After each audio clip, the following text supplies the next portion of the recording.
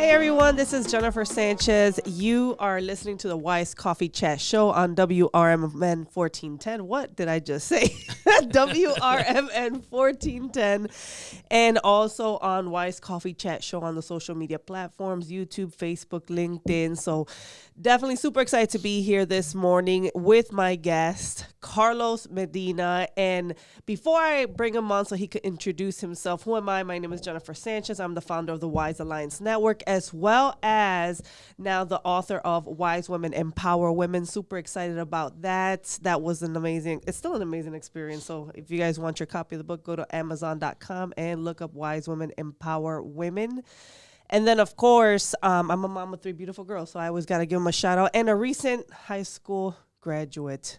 I'm finally, I don't want to say I'm done with one, but you know, at least I did everything in my power to get I thought you just got your GED. I was like, no. She got her high school diploma. She graduated yesterday, so super proud, Mom. Congratulations. Thank you. But now I'll pass it over to my guest. So can you introduce yourself to the listeners? Sure. Well, first of all, thanks for having me. It's a pleasure to be here at Illinois Media School, my alma mater. My name is Carlos Medina. I'm just a regular guy that does creative stuff. A regular guy that does creative stuff? Yeah. Wow. Okay. You know, it's I got to really fine tune like a niche. Sure. But pretty much do everything. So I have a studio. I have a studio in River North, Fabre Studios. And by me doing everything, that means that, I do everything from gaffing to lighting, producing, directing, audio, camera setup, you do technical it all. Support. I mean, you have a team, but you're the main. Well, yeah, I have to learn how to do everything so I can kind of show, what's going on. Sure. Yeah. So you are a creative guy. A creative guy, do photography, drawing. Wow. A little bit of everything. Nice. So, before we go into your spiel and your story, you're drinking coffee. Well, yes. That's what we provided. We provided. All we need is the concha. I know. False advertising. You know what? That would be great to have conchas, but then I thought it would be so messy and so dirt. Like, can you imagine like going on the show and then eating like conchas? Yeah. It would be very. No problems imagining that right you now. Have. Okay. So, what kind of coffee do you like to drink? What's your favorite go-to coffee? Since this is a coffee chat show, I like to ask that question. Yeah. I mean, believe it or not, I'm not that big of a coffee drinker. Oh, wow. Yeah, I'll go for, since they didn't pay for a sponsorship, I won't mention their name, but I have an app that lets me pay $1 for a large coffee. So I try to maximize that, But if I had a choice, and when I'm out, I love café de olla. A café de olla. Okay, I was hoping you were gonna say that. I was like, he has to say that. You're Mexican. No, right. Just joking. Not everyone, but café de olla. For those that don't know, it's basically like a cinnamon coffee, I guess. Right? We would say that with brown sugar. I don't know how they make it. Okay. But it's delicious. Yeah, it's basically brown sugar and cinnamon. So and I think some people might put orange peels in it. Oh, really? Yeah, if they make it from like in Mexico, like the old school way. Yeah. Yeah, I like the fact that I don't have to put anything in it. Like, it's just ready to go. Oh, okay. Well, that's because I guess you're a guy. I guess someone has to make it. Someone has to prepare it. You're like, it's just ready to go here. No, someone made that. Yes, and I appreciate whoever makes that coffee. That's awesome. So you like, it was funny, before we went on air, for those that are listening, we were talking about the coffee, the favorite go-to coffee. Mm-hmm. And you said, we could say it, I don't care, McDonald's, right? You said you like McDonald's. And I said, I only like cold coffee, cold iced coffee, or iced coffee from McDonald's, just plain. And you were like, you're weird. So, well, the way you said it, you said you like cold coffee, not iced coffee, cold coffee. Cold coffee, yeah. Because sometimes I do that because in any restaurant, I really ask for light ice or no ice, because I feel like they just take advantage of that and they don't give you enough of the drink. Right. So I say light ice, right? So that makes sense. But then you guys made me feel weird. All of you guys made me feel weird this morning. Like, is that a weird thing? Like, do I have a little quirk to myself? Yes, I see Marcel saying yes over there. I'm a little quirky, but it's all right. So how did you fall into the creative world? How about let's do that? Because it just seems like, especially working here at Illinois Media School, working with these students, just being in media, you're around creatives all the time. How did you personally fall into this world of creativity? Well, I mean, I've always had that creative bug. My dad, he's an airbrush artist. Oh. So he was airbrushing when I was, 10, 11 years old. He was airbrushing cars. He was doing portraits, murals. He was doing a lot of those things. So I learned how to airbrush when I was like 12, 13 years old. And in high school, back in the 90s, at the turn of the century, we used to do airbrush was big, right? Yeah, so, that was pretty cool. Like on the lowriders and stuff like that. Lowriders, t-shirt. Well, in high school, I made all my money doing like airbrush T-shirts with like Tweety and like. I remember those shirts, and then like all the girls wanted like their name on the like airbrushed on the shirt. Right. So you used to make those. I made every weekend. So that's how I made all my money. I mean, dozens and dozens of dollars. Someone in high school, that was the thing. Yeah. I remember that was the thing to get. I completely forgot about those shirts. We used to, all the girls, I used to go throughout the week. I would get orders, it would be like Marcela y Payaso or something like that. Wow, the gangbanger ones. All of those. The cultured ones. I should say cultured. It's culture. But yeah, so, and then in high school, I actually took 4 years of photography. Okay. So, and then when I went to, I ended up going to Triton College for graphic arts, and I was always like in the creative field. Sure.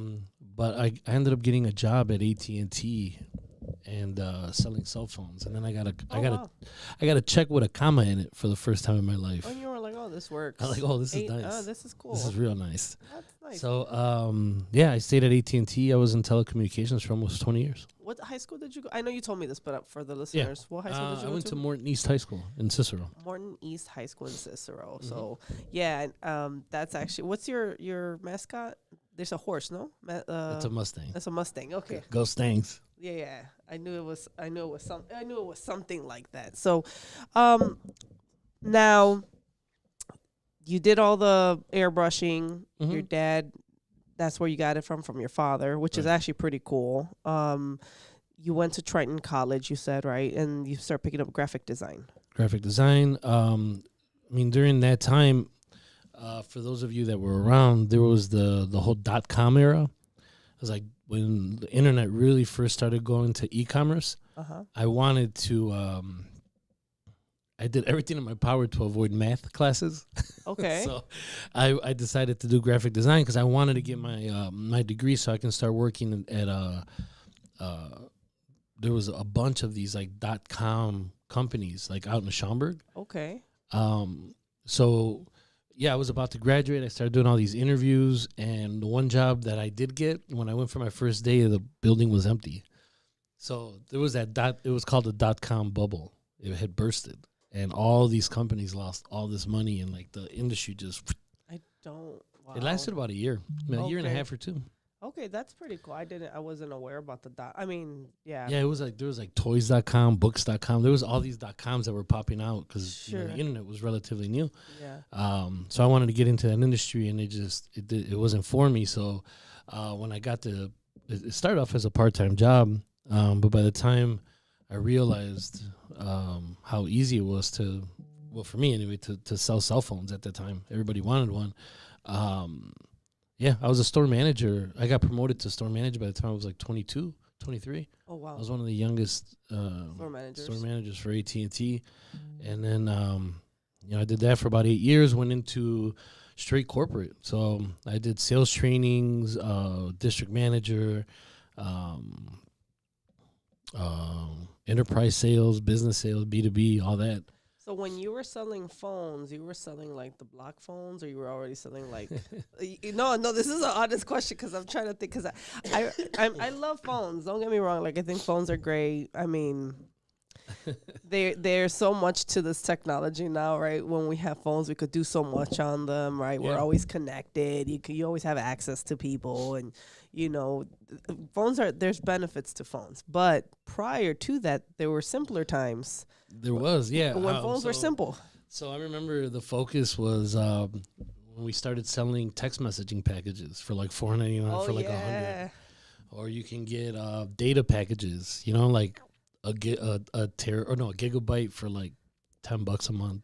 Yeah, I remember. Then you have to try to explain to somebody why they wanted the internet on their phone. Yeah, this really slow internet. It's amazing, But as it kind of progressed, I remember the year the iPhone came out.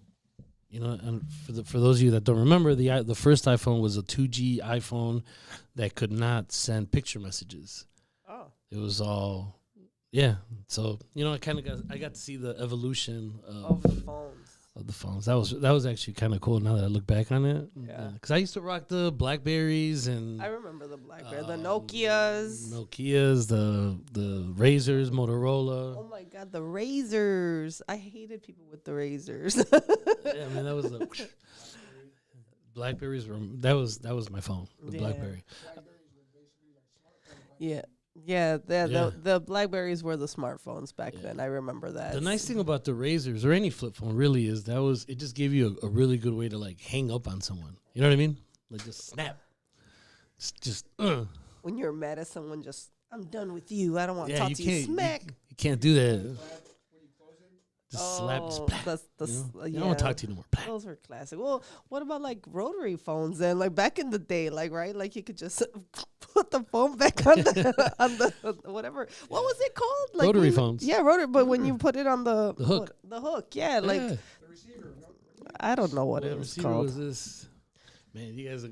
Yeah, you had the cable, the long stretched out cable. I mean, I still had like the yeah, I mean, I think we still growing up in my house, we still had a phone and hooked up to whatever the thing is. The line till maybe I was in, I think I was still in high school. My parents still had like a phone because I remember I was in high school and I was still picking up the phone. Yeah.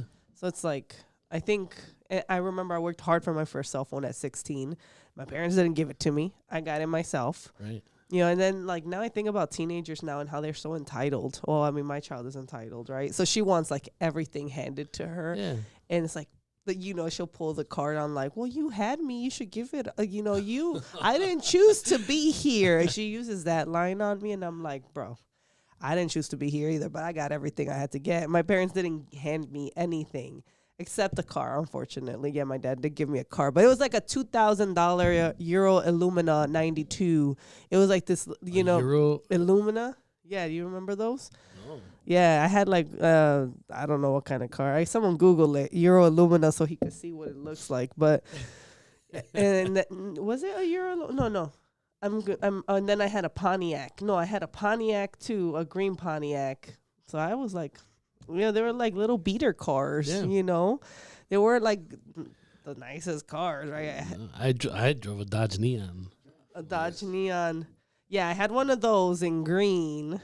But then, so I looked like a thug in the street, Yeah, I'll look for a different one. But for sure I had a Pontiac and then I know it was called a Euro Illumina. So that looked, and it was white. And it was, interesting. So my dad would give me, like, beater cars, right? It was like, here. But then it was like, why would you do that? Now I'm in 26th Street and I shouldn't be out here. Like, I shouldn't be cruising in these neighborhoods. Chevy, is that it? Oh, Chevy Lumina. Is that what it is? It's not a Chevy. Yeah, it's a Chevy Lumina. No, it's not. It wasn't. Okay, I'm not arguing with guys. I'm done. AK at 2060, that was a Rammer. That was a Rammer, literally. Like, oh my gosh. Anyway, so we're talking about culture, guys. If anyone's listening, this is the culture that we lived in and that we dealt with. Back in our day. And I remember like those shirts. Now that you reminded me, I forgot how it was so popular to have those like airbrushed shirts with in high school. Looney Tunes on them. Yeah, Looney. They're like Taz with the crisscross. Yeah. Flip backwards. Yeah, those. I don't know. I just know that I used to go to Mega Mall for them. I never had a person that would make them. I would go to the Mega Mall that was Right. in Logan Square. That's no longer there. Did you? Um, What part of the town did you grow up in? Cicero, right? Yeah, we there was Casa Blanca was the flea market on Cicero and 31st, I believe it was. Oh, I don't know that. I've never been to that flea market. It's not there anymore. But Okay, yeah, that's Casa- where the airbrushing That's happened. where you would do all that stuff. Oh, see, I only knew like the buyer's market that was on Division and what was that? Division and Pulaski, I want to say it was over there. That See, was that's the north side. I didn't go up there. you're still kind of north side. Yeah, Cicero. Is No, Cicero that's considered southwest. south? Southwest. That's considered south. Yeah. Anything south of like 290. And oh, 290 is kind of the oh, I guess you're right. That is the dividing point. Okay, I guess it didn't. Okay, I guess you're south. I'll give you that. I'll give you that. Okay, so you also graduated from Illinois Media School, right? Mhm. So what year? Take us to that. Why did you go to Illinois Media School? What was that decision? Yeah, so I had left AT&T to go to work for another telecommunication. I wanted to try something different, right? But it's hard to kind of leave an industry when you have that much experience. That's where everybody wants you for. Sure. And I actually, I don't know if you guys remember when the Marquee Network launched, the Cubs Network. It was like 2019-ish. Oh, Marquise. Yes. The Marquee okay. Network. Yeah. Okay. Yeah, so the Cubs were going through this whole transition, and I had my son at the time was he must have been like 11 years old, and he was trying to like tell me what he wanted to do, and every job was like every decision that he wanted was based on how much he was gonna make, you know. And I had this conversation with him. I was like, dude, find out what you like doing, and then just do it the best you can, and you'll be able to make money with it. Sure. He's like, well, what did you want to do when you were younger? And I was like, oh, man, I would have loved to play for the Cubs, but I was not a baseball player, so I would have loved to have been a cameraman for the Cubs. Oh, okay. And he goes, so why didn't you do that? And, you know, I gave him an adult answer or whatever, right, so he can leave. But it really got me thinking, like, man, why am I not a cameraman for the Cubs? You know, like, what could I have done? What should I have done? Like, how could I have gotten to that? This is deep. Yeah. Okay. So at the time, I don't even know what I was doing. I think I had just gotten. I had like 5 Boost mobile stores. I had gone into my own. I wanted to do my own thing with telecommunications. So I had Boost mobile stores, and I think I had just finished closing them up. I forgot what I was doing, but I quit my job. No. I came to Illinois Media School. I went for a tour. I was listening to The Score, and I heard a commercial. So I booked an appointment, went to the downtown campus on State Street, and like they told me classes started on Friday, so I quit. You just did it. I You just quit. quit. You quit. I quit. Oh wow. I didn't have a backup plan. I didn't have like a big savings account. I didn't like my old 401k to kind of like fall back on if needed, which found out real quickly it was needed. But yeah, I just didn't want to do what I was doing anymore. I was tired of the corporate life. I wanted to be in the creative space, you know. I never did it for the money, clearly. But my first couple instructors, I realized that being in this industry, they were doing it's all project based, right? It's all project based. So it was about getting clients. It was about building relationships, which, you know, I had already kind of learned from being in corporate. Yeah. So yeah, I mean, because I didn't, you know, have school became my number one priority. Man, I was working a bunch of different, like side jobs, photography jobs. Like I was just doing everything that I could within that field to try to make ends meet. So yeah, it was the best thing I could have done. Just leaving corporate, going to school. Yeah. And then I'm going to assume, because you're the breadwinner, at that time you were married. No, I was already divorced. You were already divorced, but you have your I have 2 boys. Yeah. right? So I'm sure that was a lot of pressure, right? To like, I need to generate income. I need Absolutely, to make money. yeah. So you started getting gigs right off the bat, or what Well, did you? no. So the first thing I did was I lowered all my expenses to the bare minimum, right? So my mortgage, my electric, like I canceled Netflix, I canceled all my subscriptions, everything. So it was just my absolute lowest cost of living. And then I was doing Uber, just trying to make ends meet, really. And I took advantage of every internship opportunity that came up. So I think I got close to about 500 intern hours. Wow. My time at IMS. But one of the things that kind of stood out from the feedback that I got was from the very beginning, although I might have not known how to do something, like everything that I did was like well done. Right? Sure. It was, I took time to accomplish every project that I had to do. And then some of the instructors themselves like started hiring me like for photography stuff. They'd be like, yo, pay you $50 to do this, or, and it was just because of the quality of work I was producing. Wow. Do you guys hear that? I mean, I'm sitting here like, that's awesome. I mean, you kind of just took a shot on yourself, right? You were like, I'm just going to take a shot and see where this goes. And not a lot of people can do stuff like that. No, it was very intimidating. One, I was turning 40, and I'm going back to school. Everyone's a lot younger than me. And then I remember the first time someone put a camera in my face, and they were like, all right, introduce yourself. And I don't like being in front of the camera, and everyone before me was like, yo, what up? This is De Niro. Like, they were like very, Oh, so like, much energy. Yeah. And I'm like, shut up. My name's Carlos. No, just joking. So it was just, it got me, I was uncomfortable a lot. Really? Throughout that whole process, yeah. So you force yourself to be uncomfortable. Yes. I mean, I don't know about force. I put myself in a situation. You put yourself in those situations, which I think it's cool. I mean, and it's cool that I'm hearing this because, like, it was your child that inspired you, right? Your child is the one that inspired you to go back. Right. You kind of leave corporate America. You're managing how many stores?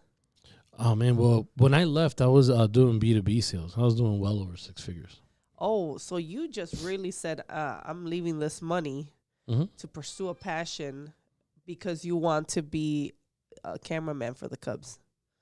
Yeah. Essentially, that's where your mind was at that time, right? Yep. So, I mean, I think that's really courageous, brave, right? I think it's an admirable. So, I mean, because those are the entrepreneurship stories that I like, right? Where people are just like, I'm betting on myself and I'm going to go out there and do what I got to do. Yeah. But what we're going to do real quick is we're going to take a quick short break. And when we come back, we're going to learn more about, I know that I wanted to hear more about Fabre Studio and the things that you have going on, the things that you're working on. And as well as you have your own podcast as well, right? Mm-hmm. What's it called? Well, I have a whole network. Oh, yeah, you have your own network. Yeah. Fancy. No, just joking. So wait, what is it? But you do have a show yourself. You have a network, but you have a show yourself. Well, we have 4 shows in them, so I'm in one of them all the time, and then we kind of alternate. Okay. So I could be on 4 different shows. So what's the network called? Chingon Deportes Network. Chingon Deportes Network. Okay. So I'm excited. He's going to tell us more about this. So you guys make sure you stay tuned. And when we come back, we're going to learn more about Carlos and his story and what he's working on. So don't touch that dial.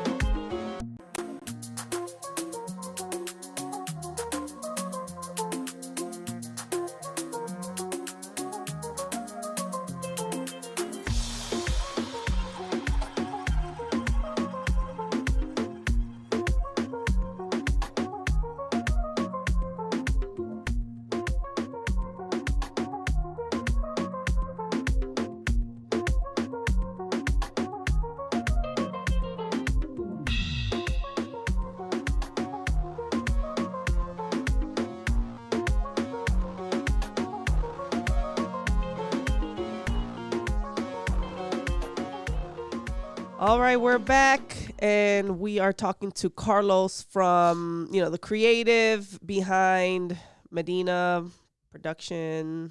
Say the Close name. enough. Okay, say the name of the company. Medina Visual Productions. I was so close. Medina Visual Production. Last time I think I said something in one of my videos. You were like, "That's not the name of my company." I was like, "Oh, darn it!" You said Carlos Photography or something. Yeah, I was like, "Oh, darn it," And I was like trying to come up with this video just on top of my head. I was like, "Oh, why did I say that?" And then also you said it's Fabre Studios, right? You're also part of that, Yep. right?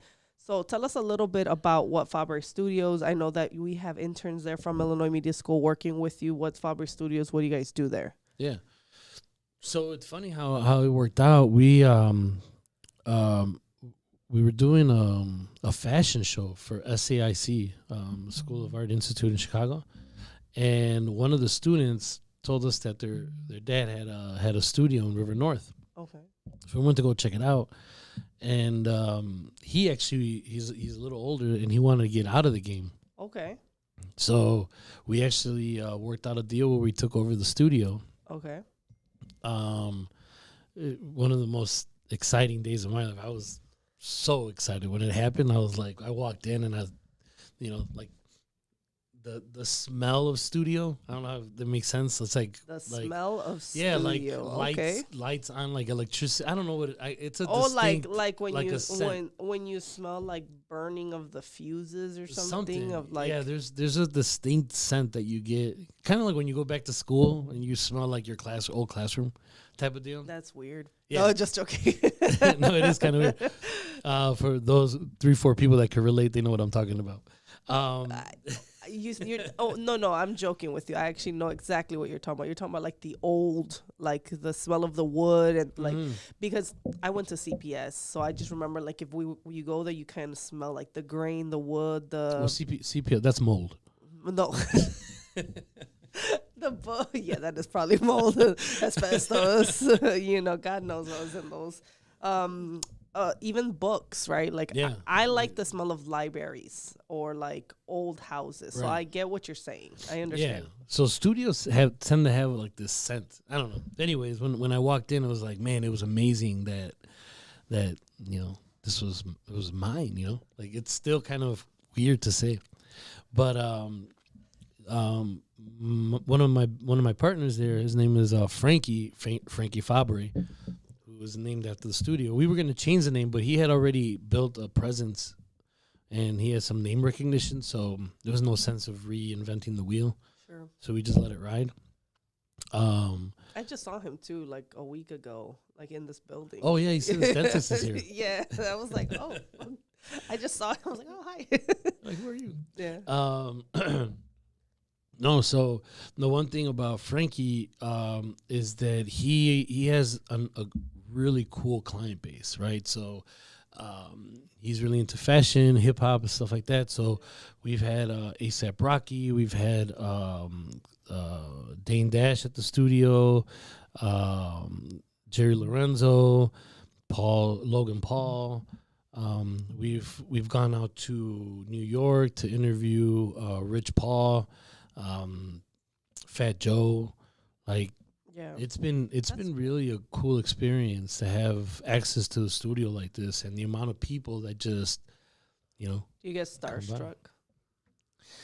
Not even a little bit. Yeah. Oh, actually, it's not necessarily starstruck, but like we had we were doing a TV show, and oh my god, I forgot his first name. This guy, he's a boxer, Griffith. I forgot his first name. I don't want to just make it up, but his last name is Griffith. He's a boxer from Chicago. He's retired, but he's the first one to beat Roy Jones Jr. Okay. So he was in studio walking around. Now he has like a white beard. I didn't know who he was. And when he got and started getting interviewed and talking about it, like I actually was like, oh, I saw that fight. Oh, I know who that is. Like I got excited to meet him in particular. And I can't remember his first name. But like when I met Logan Paul, I mean, whatever, Yeah. They're a bunch of frat boys. Yeah. That come in, but Montel Griffith, thank you. I was gonna say Michael, but I knew that wasn't it. It's always good when you have a team here that can help you with when we forget words and stuff. Like, wait, what's Yes. that word? Yeah, but the one thing about Logan Paul's team that I really appreciated how is, one, they got there like 3 hours early. We got ourselves situated. I mean, everything was set and ready to go. We hit record before Logan even walked in. Oh, very nice. Right, so it was like his team was on point. They were precise. They were professional, and you know, it kind of reminds you of what professionalism looks like, right? Nice. Like to be able to do something at a really high level. Yeah.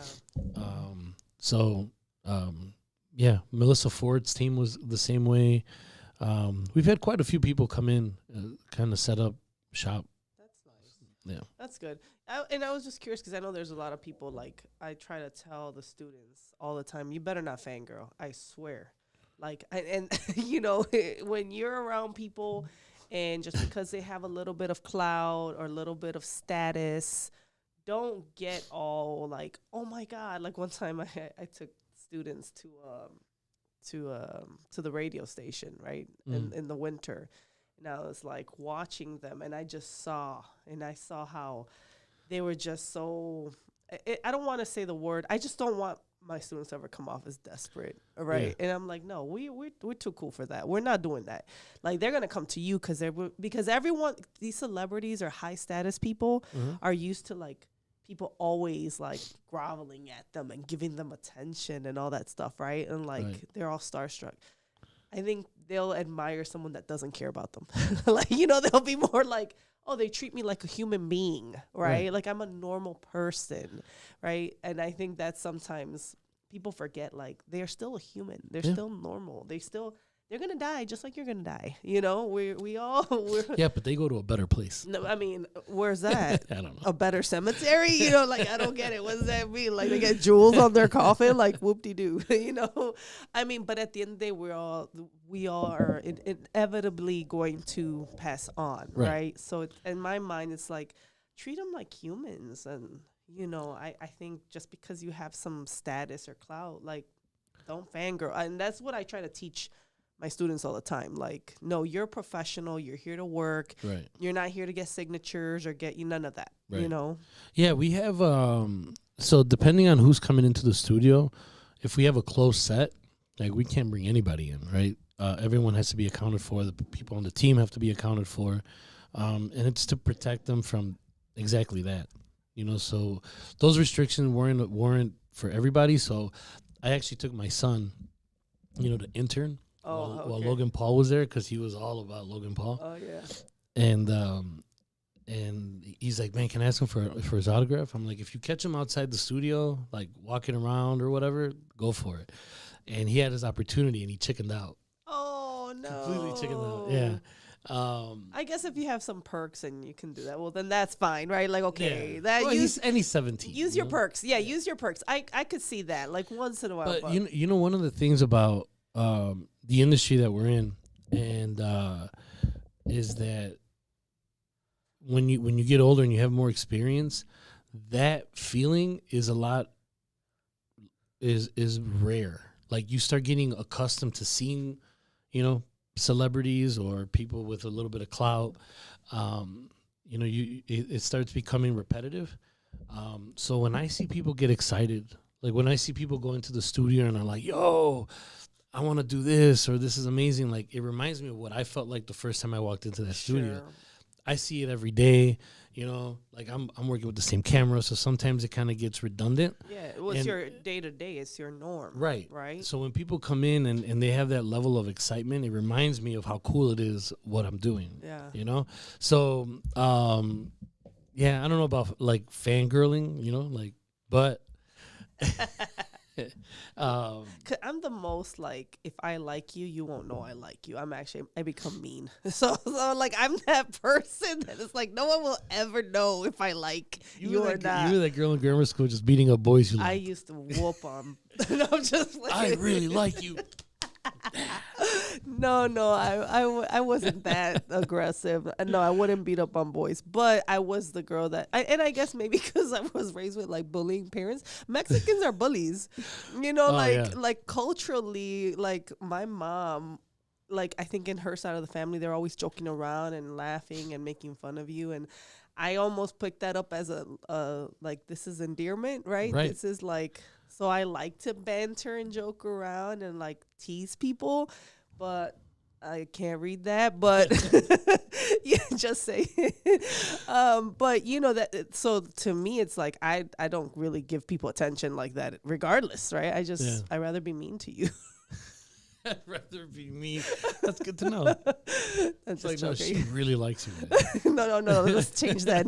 No, that's not true, guys. I'm just joking. I'm really kind. When you don't like somebody. When I don't like somebody. If I'm nice to you, I don't like you. That's terrible. They're all laughing. No, let's go back. But I like the fact that, and I think that's good for the students to even pick up, right? Like, don't, when you are around, because they're gonna be exposed, right, to God knows who, you know, and they might be around like you have Chris, who's here helping me production, and he's one of your interns. He's doing stuff at Chicago Fire now, right? Chicago Fire, yeah. I mean, so that's exciting, right? So it's like you're a 19-year-old, 19, right? 19-year-old kid, and you're there, and you're excited, and you're interviewing like players. Like, how do you keep your cool and keep yourself professional at all times, right? Yeah. Yeah, that's another thing that, you know, it's I like the fact that we're able to give those experience. I'm able to share that because we have 2 or 3 people that can go to the games to record, and you know, every now and then, you know, we have families or we have other productions or something other to do. So the fact to have somebody like Chris that's picked up so much from what we're doing and can fulfill that role has been a huge benefit for us. So I'm glad we're able to provide him with that experience. And I think I appreciate that because sometimes they just don't know, right? So like you said, you gotta throw them in studios. You did so many internship hours, and now look at what you're doing, right? Yeah. You have a network, right? So say again, what's the network, and give us a little bit more detail on it. Yeah, so we had this, you know, we had the studio, right? And our main way of making money is obviously renting the studio out. So unfortunately, it's not rented out all the time. So, you know, there's time where it's like, man, I have the studio, like, and I have so many ideas that I want to create. And I told the guys, I was like, man, we should make like a Barstool Sports network, you know? And, you know, we can have a bunch of podcasts with different sports topics and this, that, and the other. And but I wanted to do it in Spanish or Spanglish. You know, what we speak in the streets. And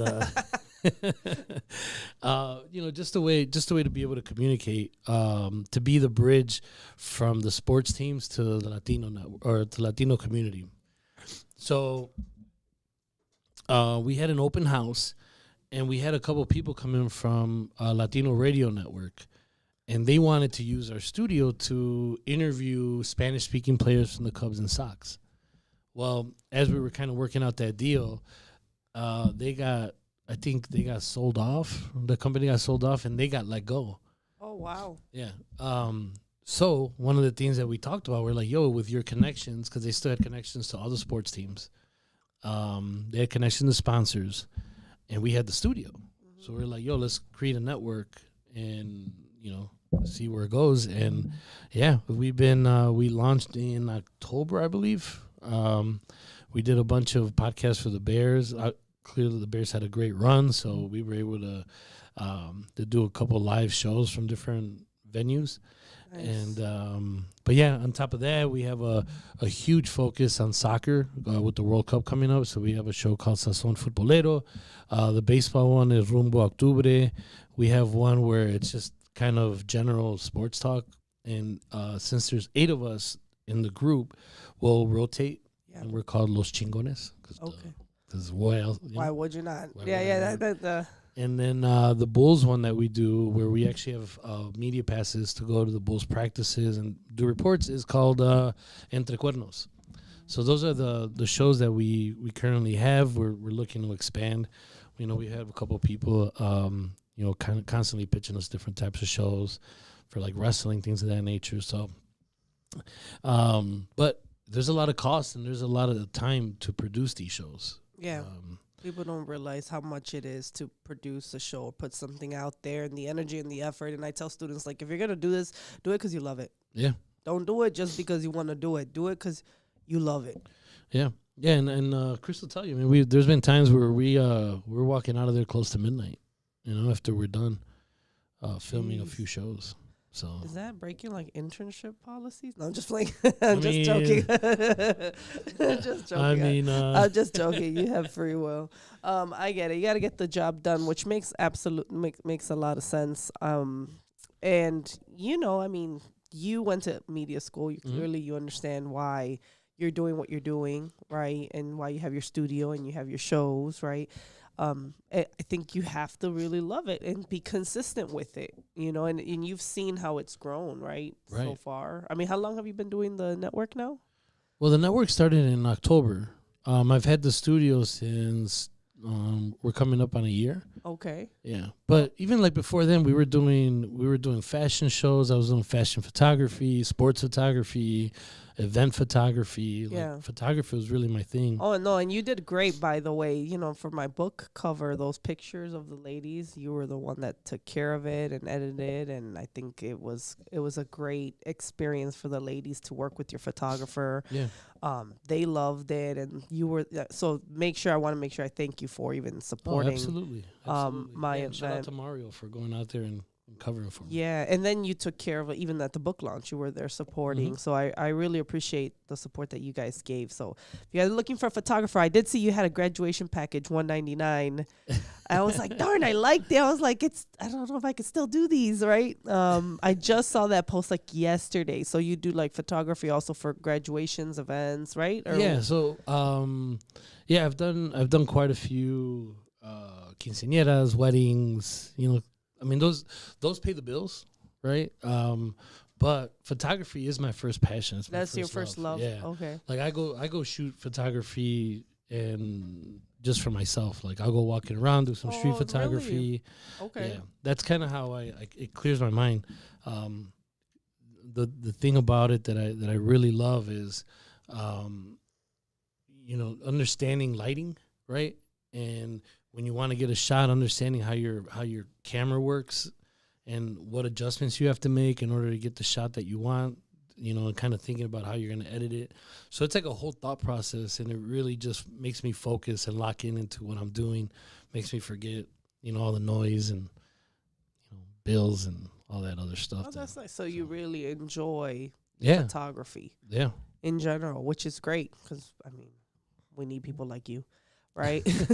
I mean, I think it wasn't until I started like working here at the school that my creative mind started coming back, right? Like, wanting to do reels or wanting to do, videos, right? I've never really been like the photography side. I'm more like the video side or reel side or social media. But it's just being around creatives all day that make you want to do stuff like this. Oh, absolutely. It's absolutely, I forgot about this, right?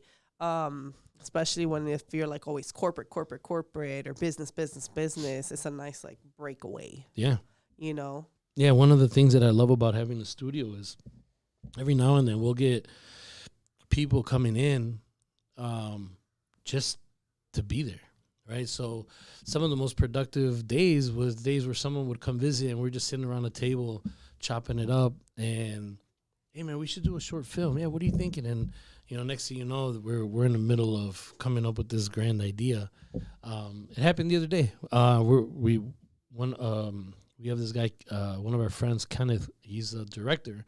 He came to the studio. We were talking, and now we're working on a short film. Oh, look at that! Frankie is, although he directs a lot of the stuff that's been going on, this is going to be like his first short film. So I'm going to be the director of photography. So we're gonna be rotating different roles. And a lot of that is important because you want to build chemistry with the team that you're working with from a production standpoint. And, anybody will attest to it. Like, I'm sure Chris can attest to how choppy it was, like the first day trying to integrate them and trying to get people into different roles. But once you get people knowing how to set up a camera, how to properly gaff, how to properly light, how to properly do certain things, it's like clockwork. You know, everybody just kind of does what they need to do, and it allows you to be able to really just handle quality control at that point.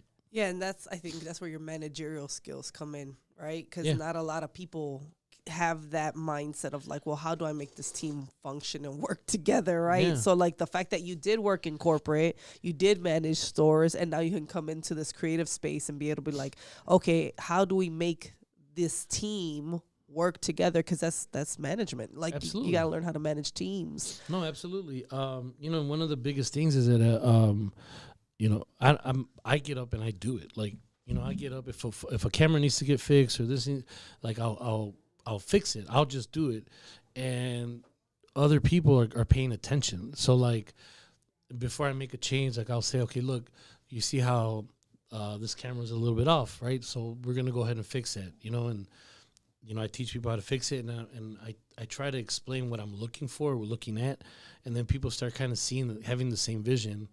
And it kind of correlates, but it changes from project to project. You know what I mean? Yeah, no, absolutely. Which I think it's awesome that you're doing what you're doing and how you're doing. I don't know. I mean, we're creatives, right? I'm a creative too. I would like to think I am a creative, right? Or a media person, but you know, it's admirable that how you're taking people, teaching them, coaching them. I mean, I see how he's on it, you know, even Chris as an intern. So that ability is not easy. Like there's some, as I've been working with different employers or different people in this industry, not everybody has that gift. I'm just saying, right? Yeah. And you're like, oh, you are not a good manager. Oh, you're not a good employer. Maybe I shouldn't work with you anymore because you're going to abuse my students, right? And not trying like to have them working till midnight, you know. Yeah, right. Slave shop over here. No, but at the end of the day, I think that's a skill even in itself. Like you can be the best creative, you can put all this great content, but if you don't know how to manage teams or put things together, how far is it really gonna go? Yeah, no, that's a key component to it. You know, I try to run a real. It's funny because we can joke around and keep everything kind of light, but I think that if I'm producing and I lock in, I think everyone notices. Oh shit, he's locked in. You know, it's time to get to work.